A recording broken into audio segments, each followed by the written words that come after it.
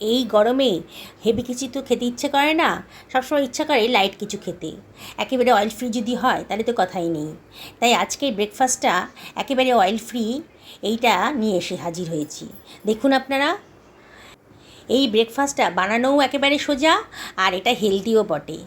এটা বাচ্চাদের টিফিনও দিতে পারেন, হাজব্যান্ডের লাঞ্চ বক্সেও বানিয়ে নিতে পারেন, আর এটা বানাতেও বেশিক্ষণ আপনাকে রান্নাঘরে সময় কাটাতে হবে না, চটপট হয়ে যাবে। এই জন্য আমি এক বাটি মতো চিড়ে আমি একটা বাটির ভেতর নিয়ে নিলাম। আপনাদের কাছে যে চিড়ে আছে সেগুলোই নেবেন। আমি পাতলা চিড়ে নিয়েছি। এবার এটাকে জল দিয়ে 2-3 বার পরিষ্কার করে ধুয়ে নেব। চিড়ের ভেতর অনেক নোংরা থাকে, তাই চেষ্টা করবেন চিড়েটাকে 2-3 বার জল বদল বদল করে এটাকে ভালো করে ধুয়ে নিতে। এবার ধোয়া হয়ে গেছে 2-3 বার। চিড়েটা যেহেতু পাতলা ছিল একেবারেই কিন্তু নরম হয়ে গেছে। এবার আমি চিড়েটাকে একটা ছাঁকনির ওপর রেখে দিচ্ছি। যদি কিছু জল থাকে তাহলে ছাঁকনি দিয়ে বেরিয়ে যাবে। এটাকে আবার সরিয়ে রাখলাম। এবারে আমি একটা বাটির হাফ বাটি মতো সুজি নিয়ে নিয়েছি। এবার যে বাটি মাপে সুজি নিয়েছি সেই বাটি মাপেরই হাফ বাটি মতো দই নিয়ে নিলাম। এবার বাটিটা ধুয়ে 1 টেবিল চামচ মতো জল আমি এর ভেতর দিয়ে দিচ্ছি। সুজিটা দই আর জলটাকে ভালো করে অ্যাবজর্ব করে নেবে, এই জন্যে আমি একটা চামচ দিয়ে ভালো করে সুজি দইটাকে ভালো করে মিশিয়ে নিচ্ছি। খুব ভালো করে মিশিয়ে নিতে হবে যাতে সুজিটা পুরোপুরি দইয়ের সাথে মিশে যায়। সুজি এমনিতেই খুব নরম, বেশিক্ষণ টাইম লাগবে না, তাও খুব ভালো করে এটাকে মিশিয়ে নিতে হবে। বন্ধুরা, একেবারে অয়েল ফ্রি একটা রান্না হতে চলেছে। আপনারা দেখবেন খুবই টেস্টি হবে এই রান্নাটা, আর এটা হেলদিও বটে। বাচ্চাদেরকেও দিতে পারবেন, বাড়ির বড়রাও কিন্তু খেতে পারে। বাড়িতে যদি কোনো বয়স্ক মানুষ থাকেন তাকেও কিন্তু এই রেসিপিটা আপনি দিতে পারবেন। সমস্ত সুজিটাকে দইয়ের মতো ভালো করে মিশিয়ে নিয়ে এটাকে আমি মিনিট 5 জন্য ঢাকা দিয়ে রেখে দিলাম। 5 মিনিট হয়ে গেছে। দেখুন সুজিটা কিন্তু অনেকটাই ফুলে গেছে, দেখেই মনে হচ্ছে সুজিটা বেশ ফুলে গেছে। আমি একটু নাড়াচাড়া করে দিচ্ছি। দেখুন একেবারে সফট হয়ে গেছে সুজিটা। আর এবারে আমি দিয়ে দিচ্ছি ভিজিয়ে রাখা চিড়েটা। চিড়ে আর সুজি দিয়ে আজকে রেসিপিটা আমি বানিয়ে ফেলবো। ব্রেকফাস্টের এই রেসিপিটা একেবারে নতুন ধরনের, আগে হয়তো আপনারা এরম ধরনের রেসিপি খাননি। আমি হাফ টেবিল চামচ মতো লবণ দিলাম, পরে প্রয়োজন হলে আবার দিয়ে নেব। এবারে আমি এর ভেতর দিয়ে দিচ্ছি 1/4 টেবিল চামচ মতো সাদা তিল, আর দিয়ে দিচ্ছি কেটে রাখা একটা ধনেপাতা কুচি। পুরোটা দিচ্ছি না, কিছুটা দিচ্ছি আর কিছুটা রেখে দিচ্ছি, পরে বলছি যে কেন আমি রেখে দিলাম। এবার দই সুজি এটাকে ভালো করে মাখিয়ে নিচ্ছি। এমন করে আমরা আটা মাখি, সেরকম করেই আমি এটাকে ভালো করে মাখিয়ে নেব। খুব ভালো করে মাখিয়ে নিতে হবে। এত হেলদি একটা রেসিপি এত অল্প সময়ের মধ্যে হয়ে যাবে। আর এই গরমের সময় হেভি কিছু তো খাওয়া উচিত না, স্বাস্থ্যের পক্ষে একেবারেই ভালো না। তাই আপনারা চেষ্টা করবেন এই ধরনের রেসিপি বাড়িতে বানাতে, যাতে বাড়ির বড় থেকে ছোট সবার স্বাস্থ্যটাই ভালো থাকে। আমার সুন্দর করে মাখানো হয়ে গেছে। আমি একটু টেস্ট করে দেখছি যে আমার নুনটা একটু কম কম মনে হলো, তাই আবারও হাফ টেবিল চামচ মতো লবণ আমি এর ভেতর দিয়ে দিলাম। আর দিয়ে দিচ্ছি 1 টেবিল চামচ মতো তেল। সাদা তেল দিয়েছি, তাহলে কিন্তু আমি যে রেসিপিটা বানাচ্ছি খুব নরম আর সফট হবে। এবারে সব কিছু আবারও ভালো করে মিশিয়ে নিচ্ছি। দেখুন স্বাস্থ্যকর একটা রেসিপি কিন্তু তৈরি হতে চলেছে। সুজিটা কিন্তু স্বাস্থ্যের পক্ষে খুবই ভালো, আর চিড়েটাও খুব ভালো। এত অল্প সময়ের মধ্যে অত অল্প খরচের মধ্যেই দুর্দান্ত স্বাদের একটা টেস্টি আর হেলদি রেসিপি তৈরি হয়ে যাবে। এবারে আমি একটা ফুটোওয়ালা পাত্র নিয়ে নিয়েছি। এরকম ধরনের পাত্র তো প্রত্যেকের বাড়িতেই থাকে। এবার এটাকে একটুখানি অয়েল ব্রাশ করে নিলাম, 2 হাতে একটু তেল মাখিয়ে নিয়েছি। এবার যে ডোটা হয়েছিল আমার সেখান থেকে অল্প করে তুলে নিয়ে গোল গোল পাকিয়ে, দেখুন ভিডিওতে যেমন দেখাচ্ছি, গোল গোল পাকিয়ে একটু চ্যাপ্টা মতো করে নিচ্ছি। আমি ছোট ছোট বলের মতন করে নিচ্ছি।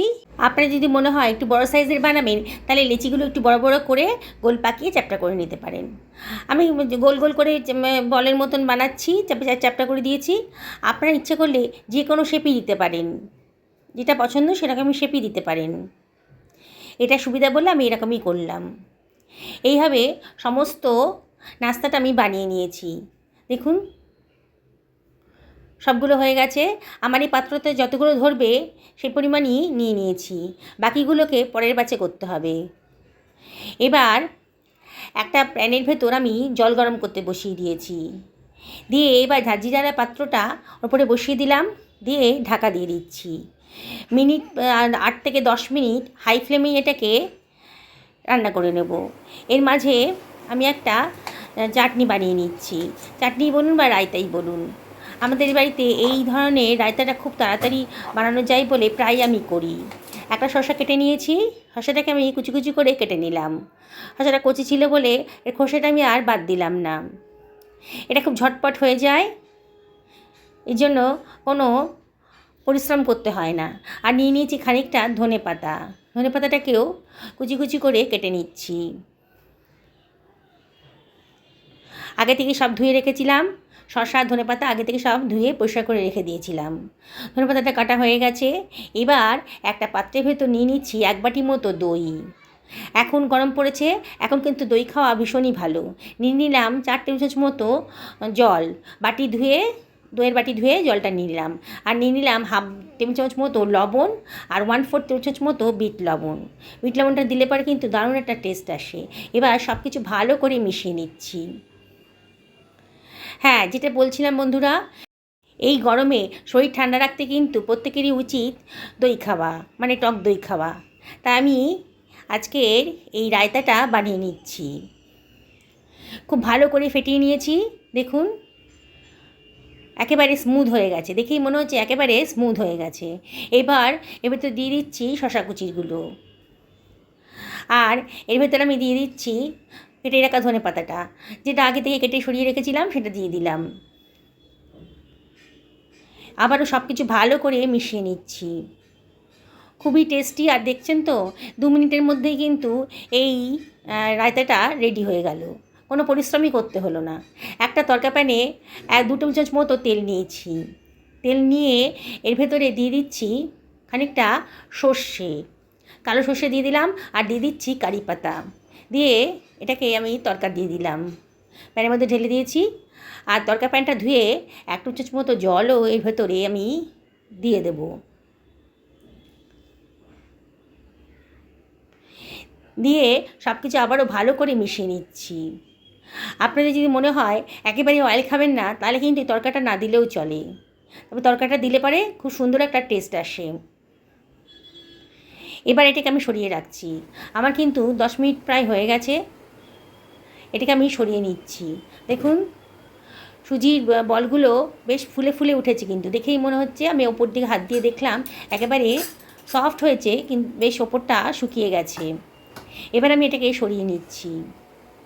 এবার এটাকে কিন্তু একটু ঠান্ডা করে এই সুজির নাস্তাটাকে অন্য একটা পাত্রে নিতে হবে। গরম অবস্থায় করতে যাবেন না, তাহলে কিন্তু সব ভেঙে যাবে। একটু ঠান্ডা হয়ে গেছে, 2 মিনিটের মধ্যেই ঠান্ডা হয়ে যাবে। তারপর এগুলোকে আমি চামচ দিয়ে তুলে নিচ্ছি। বন্ধুরা, আমি আপনাদেরকে রিকোয়েস্ট করব, একদিন অবশ্যই এই হেলদি রেসিপিটা বাড়িতে বানান। বাড়ির সকলের স্বাস্থ্য রক্ষার দায়িত্ব কিন্তু হোমমেকারের উপরেই বর্তায়, তাই না? তাই চেষ্টা করতে হবে যথেষ্ট হেলদি আর টেস্টি খাবার বাড়িতে বানানোর জন্যে। আমি সবগুলো নাস্তা প্যান থেকে তুলে নিয়েছি, আবারও একটু অয়েল ব্রাশ করে দিলাম, দিয়ে বাকি নাস্তাগুলো এরপরে দিয়ে দিচ্ছি। দিয়ে আবারও একইভাবে এগুলোকে স্টিম করে নেব। দেখলেন তো বন্ধুরা, একেবারেই সোজা বানানোটা। বন্ধুরা, রেসিপিটা যদি ভালো লাগে তাহলে একটা লাইক করবেন। আমার কিন্তু বাকি নাস্তাগুলো স্টিম করা হয়ে গেছে, আমি এগুলোকেও একটা প্লেটের ভেতর তুলে নিলাম। নাস্তাগুলো কিন্তু খাবার জন্য একেবারে রেডি হয়ে গেছে। তবে আজকে আমি আরেকটু সুন্দর করার জন্য একটা ফ্রাই প্যানের ভেতর আমি 1 টেবিল চামচ মতো অয়েল দিয়ে দিলাম, আর দিয়ে দিচ্ছি হাফ টেবিল চামচেরও কম কালো সর্ষে, আর দিয়ে দিচ্ছি হাফ টেবিল চামচ তিল, সাদা তিল দিয়ে দিলাম, আর দিয়ে দিচ্ছি কতগুলো কারি পাতা, ফ্রেশ কারি পাতা জলে ধুয়ে রেখেছিলাম সেটা দিয়ে দিলাম, আর দিয়ে দিচ্ছি কতগুলো কেটে রাখা ধনে পাতার কুচি, আর দিয়ে দিচ্ছি খানিকটা চিলি ফ্লেক্স। কালারটা সুন্দর আসবে আর খেতেও একটু টেস্ট আসবে। এবার একটুখানি ফ্রাই করে নিচ্ছি, খুব সামান্য ফ্রাই করে নিতে হবে এটাকে। নিয়ে এবারে আমি নাস্তাগুলোকে এর ভেতরে আমি দিয়ে দিচ্ছি। এটা না করলেও হতো, তবে এটা করলে পরে কিন্তু দারুণ সুন্দর খেতে লাগবে। এবার সব কিছু আবারও ভালো করে মিশিয়ে নিচ্ছি। গ্যাসের ফ্লেমটা মিডিয়াম টু হাইতে রেখেছি, তাহলে কিন্তু পুড়ে যাবে। আর অনবরত কিন্তু নাড়াচাড়া করে নাস্তাগুলোকে একটু কোট করে নিতে হবে মশলার সাথে। দেখুন, আলতো হাতে একটু নাড়াচাড়া করে নিচ্ছি। প্যানটা ধরে একটু নাড়ালেই হবে। ফ্লেমটাকে মিডিয়াম টু হাইতে রেখেছি আর প্যানটা ধরে একটু নাড়াচ্ছি। দেখুন, নাস্তাগুলো কালার কিন্তু চেঞ্জ হয়ে যাচ্ছে। বেশি কিছু ফ্রাই করার দরকার নেই, এরমই দেখতেও ভালো লাগছে আর খেতেও কিন্তু খুব সুস্বাদু হয়েছে। এবার আমি এগুলোকে সার্ভ করে দিচ্ছি।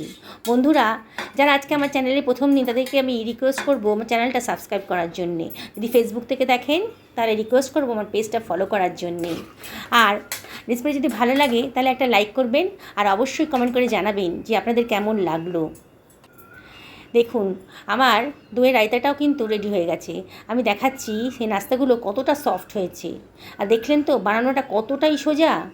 একেবারে অল্প খরচের মধ্যে দারুণ টেস্টি আর হেলদি একটা রেসিপি তৈরি হয়ে গেল। দেখুন ভেতরটা কতটা সফট হয়েছে। এবার কিন্তু খাওয়ার পালা। আপনারা এরম করেও খেতে পারেন। আর আপনারা যদি মনে করেন যে একেবারে দইয়ের রায়তাটার ভেতর এই নাস্তাগুলোকে একেবারে ডুবিয়ে দিয়ে খাবেন, তাও খেতে পারেন। দেখলেন তো বন্ধুরা, বানানোটা কত সোজা আর কত সুন্দর একটা রেসিপি তৈরি হয়ে গেল। কি আর তো কোনো চিন্তা নেই সকালে ব্রেকফাস্ট নিয়ে। দেখুন, বাড়িতে ছোটো বাচ্চা থাকলে ছোটো বাচ্চাদের কিন্তু এই রেসিপিটা খাওয়াতে পারেন। সকালে ভালো থাকুন, এই কামনা করে ভিডিওটা শেষ করলাম।